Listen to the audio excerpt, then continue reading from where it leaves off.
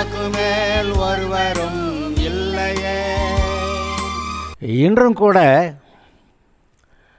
இந்த பூமிக்குரிய வாழ்க்கையிலே தேவன், கர்த்தராகிய இயேசு கிறிஸ்து, பரிசுத்த ஆவியானவர், இப்படி தேவன் ஒருவர் மட்டுமே நம்முடைய இருதயத்தை திருப்திப்படுத்த முடியுமே அல்லாமல் வேறு யாருமே இந்த பூமியில் நம்மை திருப்தி. இன்றும் கூட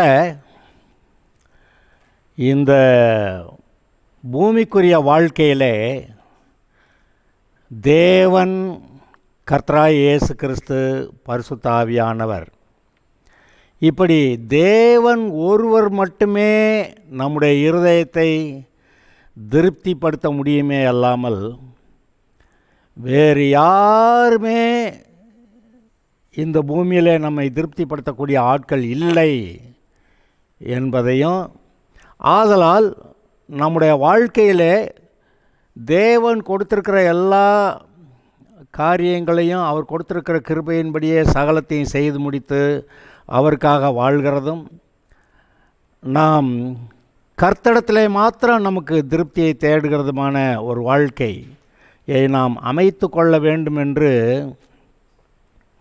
சொல்ல வருகிறேன். மறுபடியும் சொல்லுகிறேன், எந்த ஒரு மனுஷனும் இந்த பூமியில் யாரை கொண்டு யார் மூலமாவது ஒரு சமாதானம் வருமானா, திருப்தி வருமானா வராதுன்னு. தேவன் ஒருவரே நம்மை சமாதானப்படுத்த, திருப்திப்படுத்தக்கூடியவர் என்றும் இந்த செய்தியிலே பார்க்க போகிறோம். அதை நான் மேலோட்டமாக ஒரு சில வசனங்களை சொல்லி, வார்த்தைகளை சொல்லிவிட்டு அப்புறம் அதோடைய காரியங்களை பார்ப்போமாக. இருக்கிறதுலே ரொம்ப ஞானியாக இருந்த சாலமோன், வேறு என்ன உலகத்தில் இருக்குன்னு, கர்த்தர் கூட இருக்கிறாரு, அவன் கேட்ட ஜபத்துக்கு 2 மடங்காக ஆசீர்வாதத்தை சொன்னார், அவனுக்கு ஞானம் இருந்தது, எல்லா விதத்திலும் முன்னேறி இருந்தான். ஆனாலும் வேறு எங்கேயோ போய் சூரியனுக்கு கீழே என்ன நடக்கிறதுன்னு பார்க்க போனான்னா, கடைசிக்கு அவன் முடிவில், வாழ்க்கையின் முடிவில் அவன் சொல்கிறான், மாயை மாயை, எல்லாம் மாயை என்று சொல்லுகிறான். கடைசியில் அவன் என்ன சொல்லிட்டான், காரியத்தின் கடைத்தொகையை கேட்போமாகன்னு சொல்லிட்டு எல்லா காரியங்களையும் குறித்து, வெளியரங்கமானாலும் அந்தரங்கமானாலும் சகலத்தையும் நியாயத்தீர்ப்பிலே கொண்டு வந்து நிறுத்துவார் என்று, எப்பா நியாயத்தீர்ப்பு வந்துரும்ப்பா அதனால் அடங்கிருன்னு சொல்கிறானே ஒழிய கர்த்தருக்குள்ளே திருப்தியை கண்டேன்னு அவன் சொல்லலை. ஆனால் கர்த்தருக்குள்ளே தான் அவன் திருப்தியை கண்டிருக்க முடியும். தாவீது ஒருத்தந்தான் உண்மையிலேயே தேவனாய கர்த்தருக்குள் கழிகூர்ந்து, யாக்கோபின் தேவனால் அபிஷேகம் பண்ணப்பட்டு இஸ்ரவேலின் சங்கீதங்களை இன்பமாய் பாடின தாவீது என்று வருகிறதே, அவன் ஒருத்தந்தான் தேவனாய கர்த்தருக்குள் கழிகூர்ந்த ஆள்னு நம்ம சொல்லலாம். ஆனாலும் கூட அவனு எங்கேயோ இடத்துல கோட்டை விட்டு வேறு என்னமோ கிடைக்குதான்னு நினச்சி போய் அங்கே கோட்டை விட்டான்னு பார்க்குறோம்.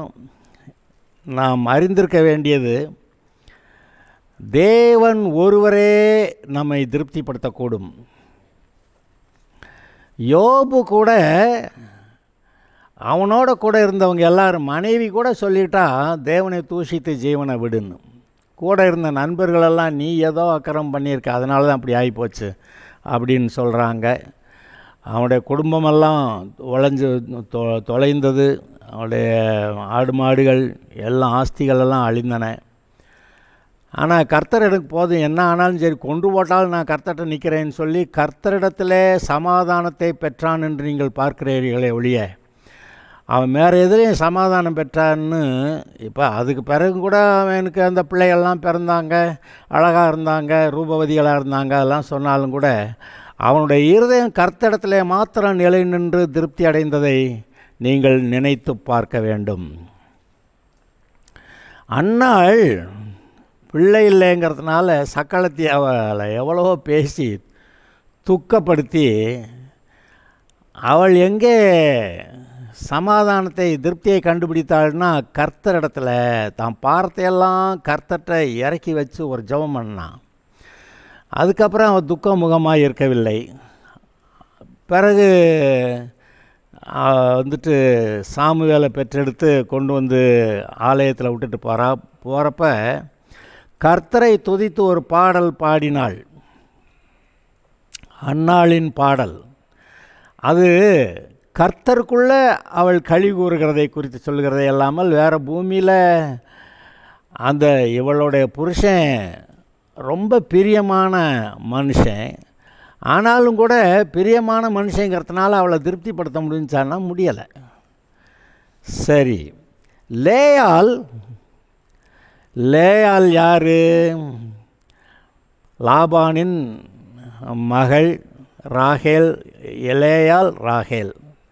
இந்த ராகேல் அழகாக இருக்கான்னு சொல்லி யாக்கோபு இவளை தான் கல்யாணம் பண்ணணுங்கிறான்.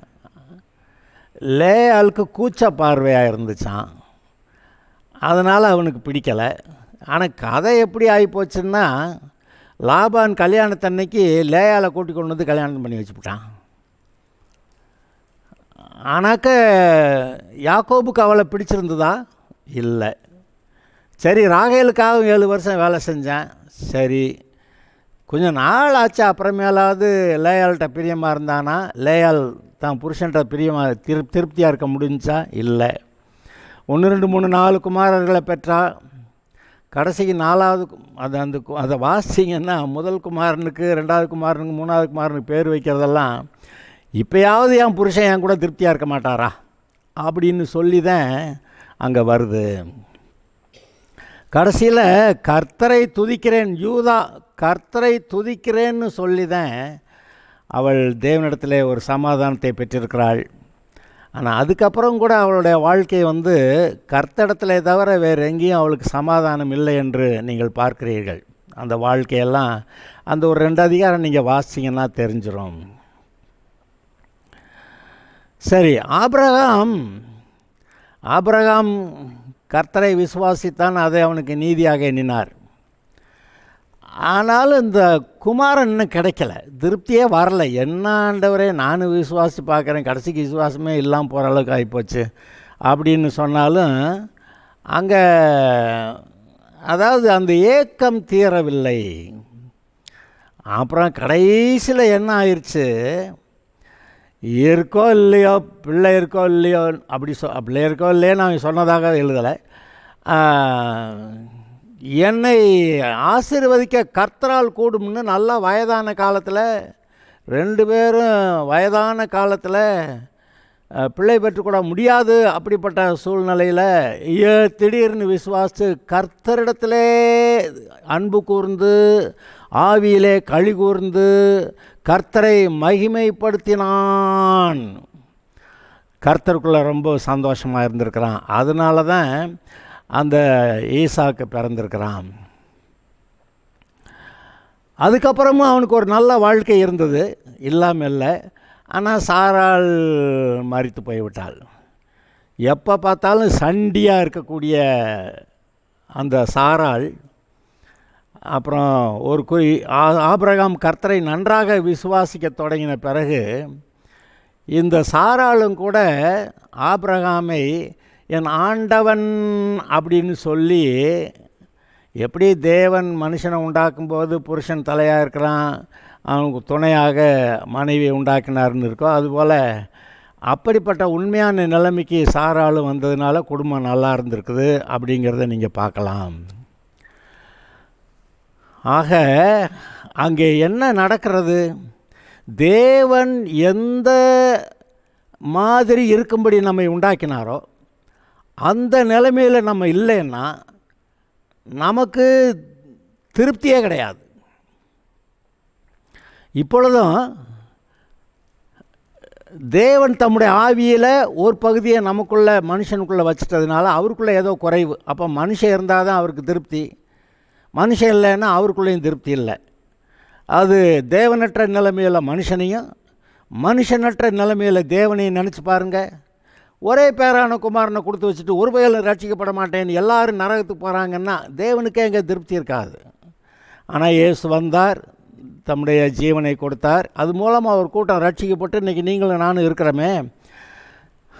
நம்முடைய தேவனுடைய சம்பத்து நாமே என்பதை நம்ம சபை மக்கள் இது வரைக்கும் புரியலைன்னு தான் நான் நம்புகிறேன்.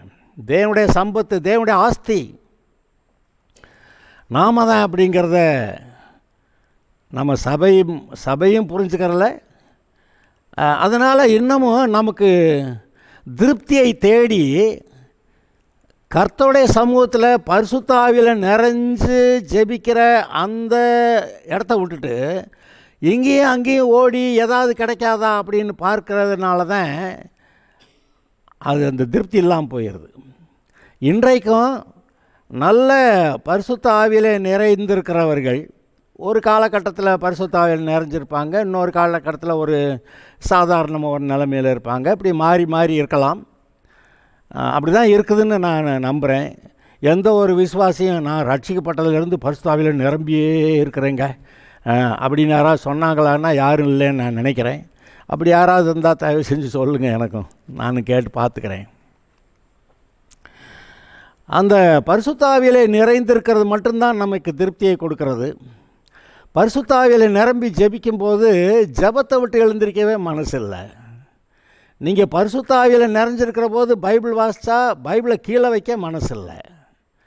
அப்புறம் ஆண்டவரேன்னு சொல்லி வசனங்களை தியானித்தா அவருடைய பிரசன்னமும் அவருடைய ஆலோசனைகளும் அதெல்லாம் அந்த வழிநடத்தல் வர பார்த்தா அடையப்பா அந்த பிரசன்னத்திலே இருக்கலாம் போலேயே இருக்குது.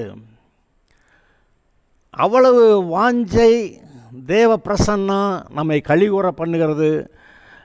பரிசுத்த ஆவியினால் உண்டாகிற சந்தோஷம்னு ஒரு வார்த்தை, ஆவியிலே கழிகூறுகிறதுன்னு ஒரு வார்த்தை, 2 வார்த்தை இருக்குது. எல்லாம் பைபிள் வாசித்தவங்களுக்கு தெரியும். இந்த ஆவியிலே கழிகூறுகிறது மட்டுமே ஒரு திருப்தியை தருகிறது. இங்கே பாருங்கள், எந்த ஒரு மனுஷனை ரட்சிக்கப்படலைன்னா அவன் இருதயத்தில் ஒரு வெறுமை இருக்கிறது, ஒரு எம்டினஸ், ஒரு வேக்குவம் அவனுக்குள்ளே இருக்குது. அதனால தான் கடவுளை தேடி தேடி எங்கேயாவது போய் தேடலாமான்னு உலகம் பூரா இருக்கக்கூடிய மக்கள் எல்லாரும் கடவுளை தேடி எங்கேயோ நடக்கிறார்கள். ஆனால் அவர் அங்கே பக்கத்தில் தான் இருக்கிறாரு. அங்கே அந்த அப்போஸ்தலர் நடவடிக்கை புஸ்தகத்தில் நம்ம கையை நீட்டினா நம்ம தடவுற இடத்துல அங்கே பக்கத்தில் தான் இருக்கிறாரு அப்படின்னு எழுதியிருக்கு. தடவியாயிலும் நாம் அவரை கண்டுபிடிக்கத்தக்கதாக அவர் நம்ம ஒருவருக்கும் தூரமானவர் அல்லவே. அப்போ பக்கத்தில் தான் இருக்கிறாரு. இருதயம் திறந்து நிஜ தேவனிடத்தில் நான் பிரியமாயிருந்து அவரோட கூட இருக்க விரும்புகிறேன் இந்த இருதயம் சொன்னால் ஒழிய அந்த தேவனை பார்க்க முடியலை, அவரோட கூட ஐக்கியம் கொள்ள முடியலை. என்னன்னு கேட்டால் அந்த அடைப்பு மனுஷனோட இருதயத்தில் தான் இருக்கே ஒழிய தேவனிடத்தில் இல்லை. தேவன் தன்னுடைய இருதயத்தை திறந்து தன் சொந்த குமாரனாகிய ஒரே பேரான குமாரனே சிலுவையில் கொடுத்து நம்ம இது அன்பு கூர்ந்து மகனே மகளே வா வா வா வான்னு சொல்லி அவர் அலையின்னு அலைகிறார். உலகெங்கும் அவர் அங்கே அலைந்து திரிகிறார். அப்படி தான் நான் சொல்லலான்னு நினைக்கிறேன். இப்போ ஏன்னா தமிழத்தில் உத்தம இருதயம் உள்ளவர்களுக்கு தம்முடைய வல்லமையை விளங்க பண்ணும்படி அவர் பூமியெங்கும் அவருடைய கண்கள் சுற்றி உலாவி சுற்றி திரிகிற வருது அப்படின்னா அப்போ என்ன நடக்குதுங்க? அவர் தம்மிடத்தில் உத்தமமாக இருக்கிறவர்களை தேடி அவருடைய கண்கள் பூமி எங்கும் சுற்றி உலாவி வருகிறதான். பிசாசை கேட்டால் பூமி எங்கு நான் சுற்றி உலாவி சுற்றி தெரிந்து வருகிறேன் அப்படிங்கிற அவன் கொல்றதுக்கு, ஜனங்களை கொல்றதுக்கு. ஆனால் கர்த்தருடைய கண்கள் தம்மிடத்தில் உத்தமமாக இருக்கிறவர்களை தேடி தம்முடைய வல்லமையை விளங்க பண்ணுவதற்காக யாராவது இருக்காங்களா? பூமி எங்கும் அப்படி தேடிட்டு இருக்கிறாராம். அவரும் தேடிக்கிட்டு தாங்க இருக்கிறாரு. இன்றைக்கி ரட்சிக்கப்பட்டவர்கள் நம்மளை தேடி கண்டுபிடிச்சி வந்துட்டோம். அவர் நமக்கு தன்னை வெளிப்படுத்தினார், கண்டுபிடிச்சி வந்துட்டோம். இப்போ கண்டுபிடிச்சி வந்த ஒரு பாடு இந்த விசுவாசிகளாக இருக்கக்கூடிய இந்த வாழ்க்கையிலேயே கர்த்தர் ஒரு பக்கம் இழுக்கிறாரு, பிசாசு ஒரு பக்கம் இழுக்கிறான். கர்த்தர் ஒரு பக்கம் இழுக்கிறாரு, இந்த உலகம் ஒரு பக்கம் இழுக்குது. கர்த்தர் ஒரு பக்கம் இழுக்கிறாரு, சொந்த பந்தங்கள் அதில் ஒரு பக்கம் இழுக்குது. ஒரு நேரம் அப்படியா பைபிளை தூக்கினேன் அப்படின்னு பிரச்சனை பண்ணுறவங்களும் இருக்க தான் செய்கிறாங்க. அவங்க பிரச்சனை பண்ணுறாங்கன்னு சொல்லி கர்த்தர்கிட்ட வரலைன்னா வாழ்க்கையில் திருப்தி கிடையாது. உலகமே எதிர்க்கிறது, கொள்ளுவேன்னு சொல்லுது. அப்படி கொள்ளுவேன்னு சொன்னாலும் கூட நம்ம கர்த்தர்கிட்ட இருந்தால் தான் திருப்தி இருக்கும், வேறு எங்கேயும் திருப்தி வராது. ஆகையால் கர்த்தர் ஒருவரே நம்முடைய ஆத்மாவை திருப்திப்படுத்தக்கூடியவர் என்பதை நீங்கள் இப்பொழுது அறிந்து கொள்ளும்படியாய் சொல்ல விரும்புகிறேன். அதாவது சூழ்நிலை நல்லா இருந்தால் கர்த்தரை ஸ்தோத்தரிப்பேன், பாடுவேன், பைபிள் வாசிப்பேன், ஆலயத்துக்கு போவேன். கர்த்தரோட எனக்கு சூழ்நிலை நல்லா இல்லைன்னா எனக்கு எங்கெங்கே போகிறது, ஒன்றும் நல்லா இல்லை, சர்ச்சுக்கு போய் என்ன பண்ணுறது அப்படியெல்லாம் சொல்லி சர்ச்சுக்கும் போகாமல், பைபிள் வாசிக்காமல், ஜெபம் பண்ணாமல், பாட்டும் பாடாமல் அப்படி இருந்தால் அது உருப்படுறதுக்கான வழி கிடையாது. அப்போ கர்த்தர் தான் நமக்கு திருப்தியை கொடுக்குறவர்னா கர்த்தர்கிட்ட ஓடி வரணும். நீரே என் தஞ்சம், என் கோட்டை, என் அடைக்கலம், என் அரண் என்று சொல்லி சங்கீதக்காரன் பாடுறான், கேட்டிருக்கீங்களா? அதாவது ஏன் அத்தனை வார்த்தை அவன் சொல்கிறான்? எங்கே சங்கீதம் 18 அவன் சொல்கிற வார்த்தையெல்லாம் கேட்டிங்கன்னா ரொம்ப ஆச்சரியமாக இருக்கும். பல இடங்களில் அவன் அப்படி சொல்லியிருக்கான். இப்போ நான் அதை ஒரு வரியை மட்டும் வாசிக்கிறேன். என் பலனாகிய கர்த்தாவே, உம்மில் அன்பு கூறுவேன். கர்த்தர் என் கன்மலையும் என் கோட்டையும் என் இரட்சகரும் என் தேவனும், நான் நம்பியிருக்கிற என் துருகமும் என் கேடகமும் என் இரட்சண்ய கொம்பும் என் உயர்ந்த அடைக்கலமாயிருக்கிறீர். துதிக்கு பாத்திரராகிய கர்த்தரை நோக்கி கூப்பிடுவேன், அதனால் என் சத்துருக்களுக்கு நீங்களாகி ரட்சிக்கப்படுவேன். மரண கட்டுகள் என்னை சுற்றி கொண்டது, துர்ச்சன பிரவாகம் என்னை பயப்படுத்தினது, பாதாள கட்டுகள் என்னை சூழ்ந்து கொண்டது, மரண கண்ணிகள் என்மேல் விழுந்தது. எனக்கு உண்டான நெருக்கத்திலே கர்த்தரை நோக்கி கூப்பிட்டு என் தேவனை நோக்கி அபயமிட்டேன். தமது ஆலயத்திலிருந்து என் சத்தத்தை கேட்டார், என் கூப்பிடுதல் அவர் சந்நிதியில் போயார் செவிகளில் ஏறிற்று. இவனுடைய இந்த 18வது சங்கீதோட ஆரம்பம் எப்படி இருக்குது பாருங்கள். ஐயோ, இங்கே எல்லாம் எனக்கு வழியே கிடையாது, பிழைக்கிறது முடியாது, கர்த்தர் தவிர எனக்கு பலன் இல்லை, கண்மலை, கோட்டை, இரட்சகர், நான் நம்பி இருக்கிறவர், என் கேடகம், என் இரட்சணி கொம்பு, என் உயர்ந்த அடைக்கலாம், என் துருகம். ஏன்னா இந்த உலகம் எல்லாமே இவனுக்கு விரோதமாக இருக்குது, இவனை விழுங்க பார்க்கிறது. பிசாசு இந்த உலகம் மூலமாக எந்த ஒரு மனுஷனையும், ரட்சிக்கப்பட்டவனை கூடுமானா தெரிந்து கொள்ளப்பட்டவர்களையும் கூட வஞ்சிக்கத்தக்கதாக அற்புதங்களையெல்லாம் செஞ்சு அவனை விழுங்கலான்னு பார்த்துக்கிட்டு இருக்கிறான். அதனால் நான் இப்போ சொல்கிறேன், எந்த விசுவாசியும் அவர்கள் நம்முடைய சொந்த வீட்டாராக இருந்தால் கூட, வீட்டாரே சத்துருக்கள்னு வேறு எழுதி வச்சுருக்குதா, சரி, அப்படி வீட்டாராக இருந்தால் கூட, சிநேகிதர்களாக இருந்தால் கூட, பிராண சிநேகிதர்களாக இருந்தால் கூட, மற்றபடி உறவினர்கள், வேலை பார்க்குற இடத்துல இருக்கிற நண்பர்கள், யாருமே உங்களுடைய ஆத்மாவை திருப்திப்படுத்த முடியாது. ஏன்னா உங்களுடைய ஆத்மாவுடைய உங்களுடைய ஆத்மா எப்படி சிருஷ்டிக்கப்பட்டிருக்கிறது என்றால், உங்களை சிருஷ்டித்த தேவனே மட்டுமே உங்களை திருப்திப்படுத்த முடியுமே ஒழிய வேறு யாரும் உங்களை திருப்திப்படுத்த முடியாது. ஆதலால் நாம் ஆரம்பத்தில் ரட்சிக்கப்பட்டு அல்லேலியா ஸ்தோத்திரம் சரி சொன்னான், அப்புறமேல் கொஞ்சம் இங்கிட்ட அங்கிட்டு பிரச்சனையில் மாட்டி, அப்புறமேல் அழுது புலம்பி உபவாசமெல்லாம் போட்டு கண்ணீர் விட்டு அழுது, அப்புறமேல் ராப்பகலா ஜபம் பண்ணி, ஆனால் முழு இரவு ஜபம் எல்லாம் போட்டு எப்படியோ கர்த்தரை தேடி திரும்ப பிடிச்சிடலாமான்னு முழு இரவு ஜபம் என்னதுக்கு நடக்குது, உபவாச ஜபம் என்னதுக்கு நடக்குது, அங்கே வாங்க காத்திருப்பு கூட்டம்னு சொல்லுவாங்க, எதுக்கு நடக்குது? ஏதோ இருதயத்தில் கர்த்தருடைய ரட்சிக்கப்பட்ட போது நமக்கு இருந்த திருப்தி அங்கே இல்லையே, அதை நம்ம திரும்ப பிடிக்கணுங்கிறது தானே உண்மை.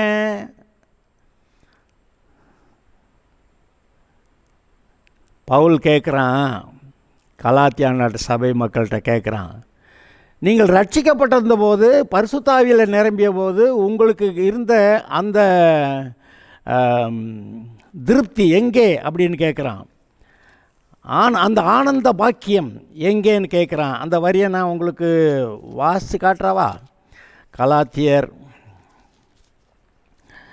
3வது அதிகாரத்தில்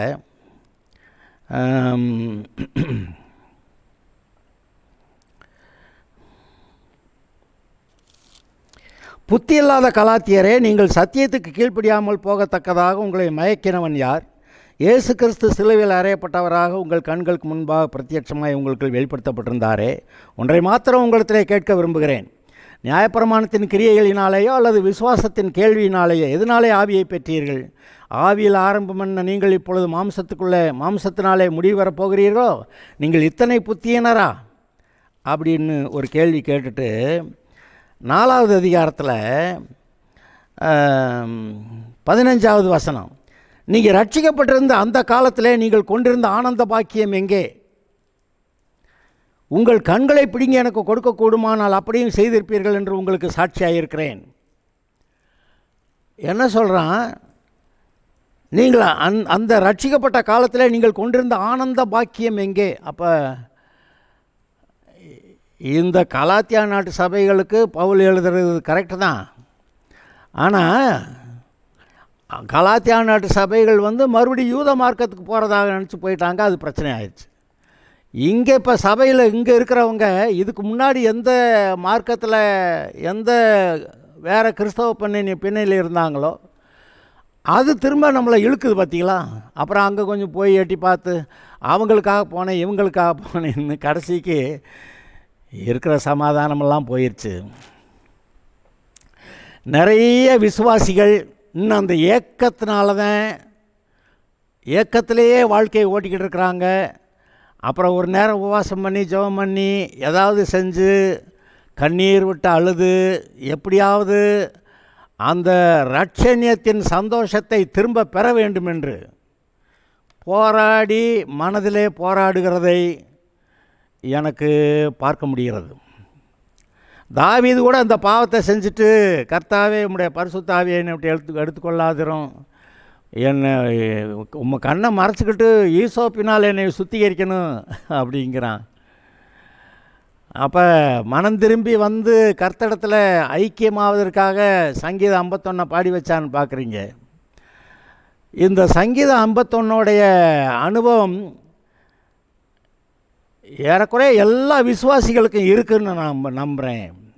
நான் போய் ஒவ்வொருத்தரை விசாரித்தேன். நான் கேட்டேன், நான் போய் விசாரிக்கல. அப்படியோ ஒருத்தர்கிட்ட பேசும்போது அங்கே அவர்களுடைய மனநிலை என்ன என்று நாம் பார்க்க முடிகிறது. என்ன செய்கிறீங்க? சும்மா இந்த வரைக்கும் போயிட்டு வர்றேன் சும்மா. அதாவது திருப்தியாக இருந்தால் கர்த்தருக்குள்ள சந்தோஷம், அல்லேலூயா நான் கர்த்தருக்குள்ளே திருப்தியாக இருக்கேன், கர்த்தருக்கு ஸ்தோத்திரம்னு சொல்லுவாங்க. அப்படி சொல்கிறவங்க எங்கேயோ கொஞ்சம் பேர். அது எல்லா காலங்கள்லையும் அப்படி இருக்காங்களான்னா ஒரு சில காலங்கள் அப்படி இருக்காங்க. அப்புறம் கொஞ்ச நாளில் சோர்ந்து போயிருக்கிறாங்க. அப்புறம் கொஞ்ச நாள் நல்லா ஜெபம் பண்ணி நல்லா சந்தோஷமாக இருக்கிறாங்க. அப்புறம் ஏதோ இப்படி தான் நம்ம வாழ்க்கை போகிறது. சபை மட்டும் இல்லைன்னு வச்சுக்கோங்க. ஒவ்வொரு வாரமும் ஞாயிற்றுக்கிழமை சபை ஆராதனை இல்லைன்னா அங்கே தொய்ந்து போனவர்களை தூக்கி எடுத்து நிறுத்துவதற்கு வேறு ஒன்றுமே கிடையாது. கர்த்தர் இல்லாமல் இருக்கிறாரு. கர்த்தர் பேசாமல் இருக்கிறாரா? பேசுகிறாரு. தனியாக வீட்டில் இருக்கும்போது எல்லாம் பேசத்தான் செய்கிறாரு. ஆனாலும் அங்கே தனியாக இருக்கும்போது அந்த சபை ஆராதனையில் எல்லோரும் சேர்ந்து கர்த்தரை துதித்து பாடுற மாதிரி அங்கே பாடுறதுக்கு அப்படி விடுதலை இல்லை. யாரும் அங்கே நிறைய பேர் ஒன்றும் பாடுறதில்லை. ஆனால் அப்படி கர்த்தரை துதித்து பாடுகிறவர்கள் அப்பொழுது தங்களுடைய இருதயத்தை ஆவிக்குள்ளே நன்றாய் வைத்திருக்கிறார்கள், களி கூறுகிறார்கள், சந்தோஷமாக இருக்கிறார்கள். அப்படியே கடைசி வரைக்கும் இருந்துடணும். அன்று கொண்டிருந்த ஆனந்த பாக்கியம் அது எப்பயுமே அங்கே இருக்கணும். அதை விட்டால் திரும்ப அதை பிடிக்கிறது ரொம்ப கஷ்டம்.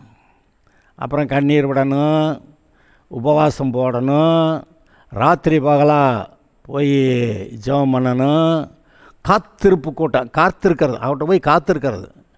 அவர் ஏற்கனவே வந்தவரை அனுப்பிச்சி விட்டுட்டு இப்போ போய் காத்திருக்கிறது. மீட்கப்படும் நாளுக்கென்று முத்திரையாக பெற்ற பரிசுத்த ஆவியை துக்கப்படுத்தாதிருங்கள்னா ஏதோ ஒரு விஷயத்தில் அதை அசட்டை பண்ணி சரி அதுப்பா இது பரவாயில்ல, இதெல்லாம் தப்பு இல்லை, இதெல்லாம் கர்த்தர் கண்டுக்கிற மாட்டாரா? ஏன் அந்த கண்டுக்கிற மாட்டார்? இதெல்லாம் பெரிய இஷ்யூ, பிரச்சனை, கர்த்தருக்கு இது பிரச்சனை இல்லைன்னு ஏன் சொல்கிறீங்க? அது பிரச்சனை. அதனால தான் சின்ன பிரச்சனைன்னு சொல்லி அது இல்லைன்னு நினைக்கிறீங்க. அப்போ ஏதோ ஒரு சின்ன விஷயத்தில் நம்ம இருதயம் மாறுபடுகிறது. அதனால தான் நீதிமொழிகள் புஸ்தகத்தில் மாறுபாடு உள்ள ஜனமே அப்படின்னு வைவார். எனிவே இந்த இந்த ஒரு இன்ட்ரொடக்ஷனை மட்டும்தான் இப்போ நான் உங்களுக்கு கொடுக்க முடியுது. அதாவது கணவன் மனைவியாக இருந்தாலும் சரி, யோபு விஷயத்தில் தேவனை தூஷித்து ஜீவனை விடுன்ட்டான். ஆனால் அந்த மனைவி கிட்ட தான் இந்த யோபு அதுக்கப்புறமா அந்த பிள்ளைகளெல்லாம் பெற்றிருந்திருக்கிறான். அப்போ அவன் தன்னுடைய இருதயத்தை தேவனுக்கேற்றபடி சரியாக வச்சுக்கிட்டு குடும்பத்தில் மனைவியை பிள்ளைகளை எல்லாத்தையும் சரியாக நடத்துறதுக்கு அவன் தீர்மானித்து செயல்பட்டானே ஒழிய, அவனுடைய திருப்தி, அவனுடைய இன்பம், சந்தோஷம், பரிபூரணம் எல்லாம் கர்த்தரிடத்தில் தான் இருந்ததே ஒழிய வேறு எங்கும் இல்லை என்பதை நான் திட்டமாய் சொல்ல முடியும்.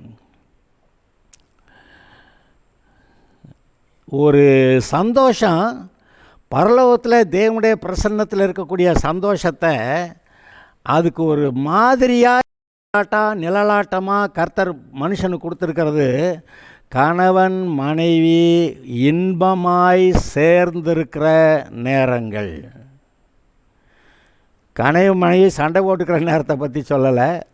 ஏன் இதை வாங்கிட்டு வரல, ஏன் இதை செய்யலை அப்படின்னு சொல்லிக்கிட்டு அப்படி சொல்லிக்கிட்டு இருக்கிற நேரத்தை சொல்லலை. கணவன் மனைவி ரெண்டு பேரும் மனம் ஒருமித்தவர்களாய் கர்த்தரோடு கூட இசைந்து இன்பமாய் ஒன்றாய் சேர்ந்திருக்கிற அந்த நேரம்தான் மணவாளனாகிய இயேசு மணவாட்டியாகிய சபையோடு கூட எவ்வளவு இன்பமாக இருக்கிறாரோ அதுபோல் கணவன் மனைவியானவர் இவர்கள் இந்த தேவனுடைய இன்பத்தை பெற்று அது மாதிரியான இன்பம் பெற்றுக்கொள்வதற்கு தேவன் கொடுத்திருக்கிறார். இதெல்லாம் கூட டெம்பரரி தானே. கணவன் மனைவி உறவெல்லாம் டெம்பரரி தானே. அங்கே பரலோகத்து போனால் அங்கே கணவனும் இல்லை மனைவியும் இல்லை, அது வேறு தூதர்கள் மாதிரி இருப்பாங்கன்னு சொல்லிவிட்டார் அவர். அப்போ உண்மையான அன்பு, உண்மையான திருப்தி எங்கேன்னு கேட்டால், அது நீங்கள் கர்த்தரை நேசித்து அவருடைய பிரசன்னத்தில் ஆண்டவரே நீரே என் தஞ்சம் கோட்டை அடைக்கலம் மரம்னு இதெல்லாம் இங்கே ஊரெல்லாம் கிடையாது. இதெல்லாம் இருக்கட்டும் ஆண்டவரே, இதெல்லாம் நீ கொடுத்ததெல்லாம் ஆசீர்வாதம் தான், அதுக்காக நன்றி, இதெல்லாம் நான் பெற்றுக்கொள்கிறேன், நன்றி சொல்லுகிறேன், ஸ்தோத்தரிக்கிறேன். இதெல்லாம் இருந்தாலுமே நீர் ஒருவரே என்னை திருப்திப்படுத்தக்கூடியவர், நீர் ஒருவரே என்னுடைய இன்பம் அப்படி சொல்லி அப்படி இருந்தால் தான் தேர்மை ஒழிய இல்லாட்டி வாழ்க்கை தேராது. இந்த உலகத்தில் இன்பத்தை கண்டுபிடிக்கிறேன்னு சாராயத்தை குடிக்கிறாங்க, கஞ்சா மாதிரியான போதைப் பொருள்களை போடுறாங்க, 1-2 பெண்களுக்கு பதிலாக ஏகப்பட்ட பெண்கள் வேணும்னு நினைக்கிறாங்க, பாலியல் பலாத்காரம் பண்ணணும்னு நினைக்கிறாங்க, பெரிய ஆளாகணும், பணக்காரனாகணும், ராஜாவாக இருக்கணும். அப்படி ஆகிறவங்கெல்லாம் யாராவது திருப்தியாக இருந்தாங்கன்னு சொல்லுங்கள். அப்படி ஆனவங்கெல்லாம் யாராவது திருப்தியான வாழ்க்கையை வாழ்ந்தாங்கன்னு சொல்லுங்கள்.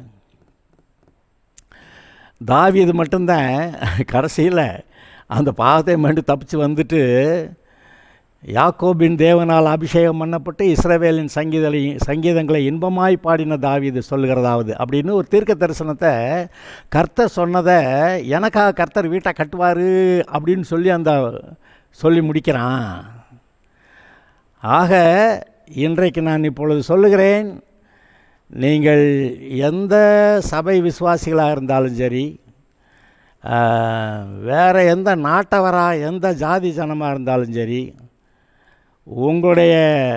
உங்களுக்கு தேவன் கொடுத்துருக்கிற எல்லா அனுகூலமான எல்லா காரியங்களுக்கும் நீங்கள் கர்த்தருக்கு நன்றி சொல்லி, அப்புறம் மீதி எல்லாவற்றையுமே நீங்கள் கர்த்தரிடத்துல தான் தேடி திருப்தியை பெற முடியுமே ஒழிய வேறு எங்கேயும் பெற முடியாது.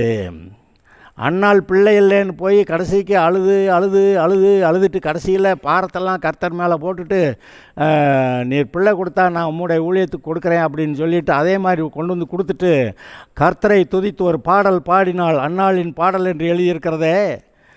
அவள் அதுக்கப்புறம் துக்கமுகமாக இருந்ததில்லை என்று பார்க்குறீங்களே. அவள் எங்கே தன்னுடைய சமாதானத்தை கண்டுபிடித்தாள்? தன்னுடைய புருஷன் அவன் ரொம்ப பிரியமானவன், அவன் பிரியமான புருஷன்ட்ட இன்பத்தை காணலை. நான் 7 குமாரரை காட்டில் உனக்கு அதிகம் இல்லையா அப்படியெல்லாம் சொல்கிறேன். அதெல்லாம் முடியாது பயா அப்படின்னு சொல்லிட்டு, ஆனால் எங்கே திருப்தி, சந்தோஷம், சமாதானம் கிடைத்தது? கர்த்தரிடத்தில்.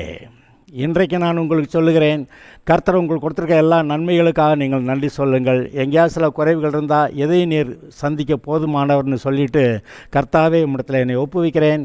உம்மோடு கூட இருக்கிற ஐக்கியம், உம்மோடு கூட இருக்கிற அந்த சந்தோஷம், பரிசுத்த ஆவியில் உண்டாகிற சந்தோஷம், அந்த கிறிஸ்துவுக்குள்ளான அந்த வாழ்க்கை ஆனந்த பாக்கியம், அது எனக்கு எப்பொழுது இருக்கட்டும் ஆண்டவரே என்று ஒப்புவித்து ஜெபிக்கலாம். இதுவே உங்களை வாழ பண்ணும். Okay, God bless you.